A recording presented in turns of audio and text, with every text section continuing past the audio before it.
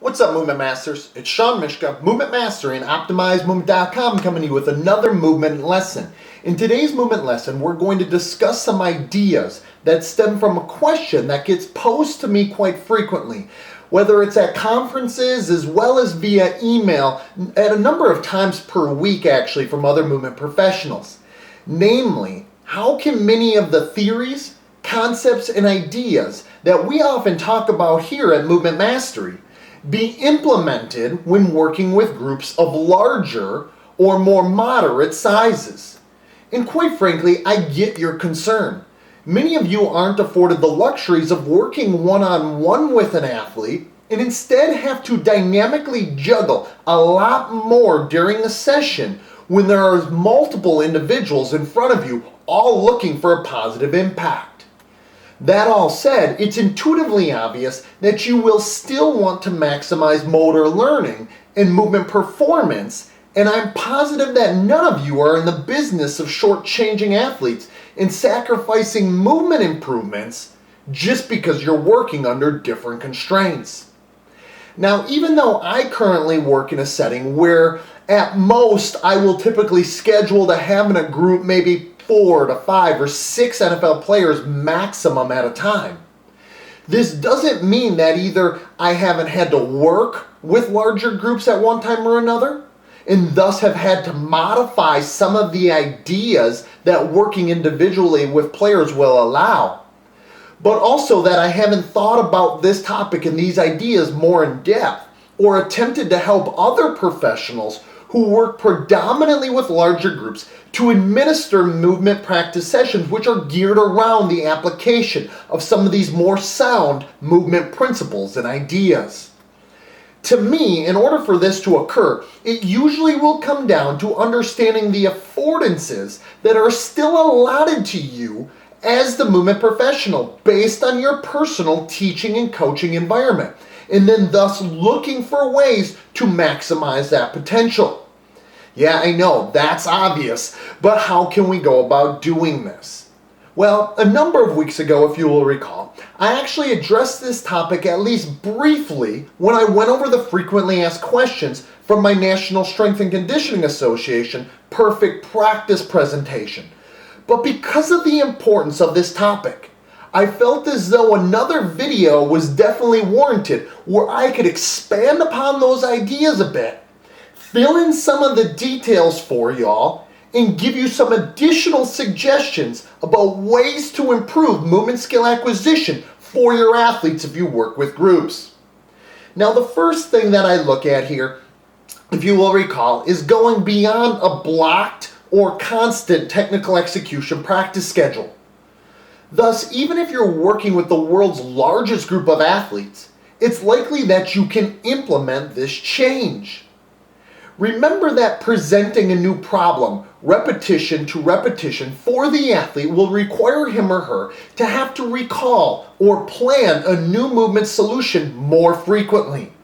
And this is exactly what we're after. So whether you utilize a serial or random practice structure from rep to rep, or if you have the athlete perform a more varied technical execution from rep to rep, either of these will drastically improve upon learning and thus increase movement ownership for each and every athlete. What I mean here, guys and gals, is this. Is maybe you are practicing 3 different movement skills on a respective given day or session. Let's call them movement skill A, movement skill B, and movement skill C. So instead of completing all the reps for movement skill A, before moving on to all the reps for B, and then on to all the reps for C, maybe you go through them in a serial type fashion. You perform one of A, one of B, and then one of C, and then repeat. Or maybe you can make it even more random practice schedule by mixing up that order completely, either by your choice as the movement professional, or by even rolling a dice or what have you. Finding ways to vary that execution in that movement solution and pattern is key. Or let's say that you're practicing just one movement skill on a respective day, but there are variations of that particular skill that you would like to address. So let's say, for example, your day is an acceleration skill day for your athletes. but you need them and want them to be able to accelerate from a 2-point stance, or from maybe a lateral position, or then maybe a drop step or something of the like. Same movement skill, but different variations. And then essentially you can rotate them or structure your practice so the athlete has to rotate through them in different orders for the whole group. Again, possibly decreasing the acute temporary motor performance, but drastically improving upon movement skill acquisition in the likelihood for both retention and transfer. Additionally, with either style there, either different skill or same skill, you can have the repetition order be athlete regulated. So on any given day, that individual from a respective group could choose, and you could change from day to day who chooses. And all of a sudden, it's a different movement pattern solution that must emerge from set to set, rep to rep, etc. The second thing that I would ask you or implore you to think about doing is pairing up athletes or putting them into groups and then having partners be the stimuli to increase the use of contextual interference during any drill activities. Let's say that you're working on a change of direction agility type task. At a low level of contextual interference, you can have the stimuli person simply choose when the performing athlete has to change direction, either by maybe a verbal command or a visual one, such as either reacting to an athlete's voice or maybe pointing or something of the like. So for the acquisition of the same movement skill, you can also design tasks where you can have 2 or more athletes working in the same drill at the same time, all with responsibilities that will make the nature of the movement problem within their respective activity much more randomized. So depending on the complexity of the drill, once your athletes get better and more custom at understanding what it is that we're all trying to accomplish as a group, the sky can really be the limit here. And in this fashion, again, no 2 movement problems are ever truly the same. So if no 2 movement problems are the same, neither are no 2 movement solutions truly formulated and organized the same. And this, again, will drastically improve upon movement skill acquisition or the likelihood of retention and transfer. The third way, or third thing that I will implore you to think about here, is sticking with the repetition without repetition idea. You can set up a whole movement task area. Give the athletes as a group an objective, such as go from point A to point B, while having them to execute certain movement patterns and or combination of movement patterns, and then you essentially let them explore the activity workspace independently, so they will discover their own individual movement solutions and the emergent movement patterns that work best for each individual to complete the given task. From there, you can essentially just make small tweaks and adjustments to the technical execution, but in easier, less daunting type ways or fashions. Then even if you have 20, 30, 40, 50 athletes in your group, you can essentially pinpoint certain things that are occurring as trends or things that you'll be able to more bite off and be able to still chew for the respective groups and what you're seeing from them. And then from there, in that same setting, you can essentially just have each group, regardless of the number of individuals and the size of the group, manipulate the constraints of the task by adjusting some aspect of the movement problem, whether it's set by set or rep by rep. You can adjust either the size of the drill, the shape of the drill, the amount of opponents they have to go against, the position or cones or obstacles, the position of cones or obstacles, or then the position of opponents, as well as in the distances they have to cover in the respective movement patterns, or even the use or order of specific movement patterns in the overall task goal. So what you see there is changing constraints will change the emergent movement behavior. And in this way, each athlete again will have to formulate a new movement solution rep after rep. thereby shaping their individual biodynamic structure of the movement skill in utilizing different amounts of their intention, attention, in different calibration of biomechanics in order to match the movement solution to the problem. More specifically, utilizing the brain, the behaviors, and the biomechanics more fully from rep to match that movement solution to the problem. The fourth thing that I would suggest is, in this same similar fashion, as movement coaches, we must get better and more purposeful with our means and methods of both instructional cues as well as feedback schedules. Both of these forms of our communication and our guidance are going to act as either invitations for movement action through changing an athlete's perception, or will act as a constraint to certain behaviors. So be careful with what you say and how you say it. Remember, any administration of communication should guide the athlete to movement ownership rather than making them dependent on you anyway. And I think sometimes working with larger groups of athletes will actually require more of this movement ownership to emerge.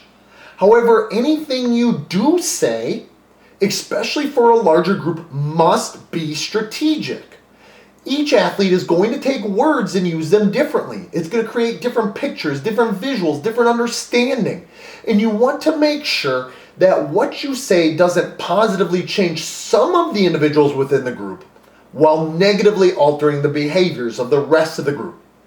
Thus, it's a rule when working with groups to say less rather than saying more.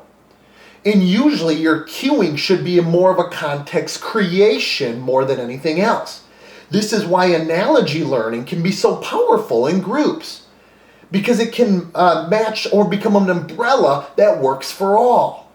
In this same token, you can and should try to focus on key performance indicators of the movement execution that will have less explicit detailed nature to them. Focusing on the attractors of the movement, if you will. Those things will still allow for inter-individual movement variability to occur, but it will still hit home on the key aspects of the movement skill, whether it's the movement strategies to employ or the actual technical execution of the movement pattern itself. Fifthly, I would implore you to have your athletes watch one another in an observational learning type fashion on given reps. This will help on numerous fronts. Now, personally, I must say, this isn't being done in an attempt to have the observing athlete mimic the form and technical execution of another person who was the partner or was within the group. But instead, it's to get the observing athlete more mindful regarding their own technical execution, and this has numerous learning benefits. Additionally then, on top of it, you could have the observing athlete offer feedback to the performing athlete regarding what they saw in their partner's movement skill execution. And no matter which way you do this though, it should be noted that in my opinion, you will want to be sure that within reason, each athlete in the respective group is likely of the same level of relative movement mastery with the execution or use of that respective skill, in order to ensure that there aren't any detrimental effects of this type of observational learning if you have a high level of mastery of mover observing a lower one. And finally, it should be said here that any of the ideas of deliberate or deep movement practice can be implemented whether you are working with an individual, a small group, or a large group. In my opinion, it all comes down to achieving and establishing a movement practice quality standard in requiring this and not sacrificing it. Meaning, we should be looking for ways and striving for ways to increase mindful movement. So athletes will approach any movement pattern or execution in practice and training to be performed with deliberate intention and attention to certain details. Additionally, as you can see from some of the suggestions that we just talked about, we are always looking to utilize the 3 B's of movement, skill, coordination, control, and organization at all times in our movement practice. meaning the brain, the behaviors, and the biomechanics.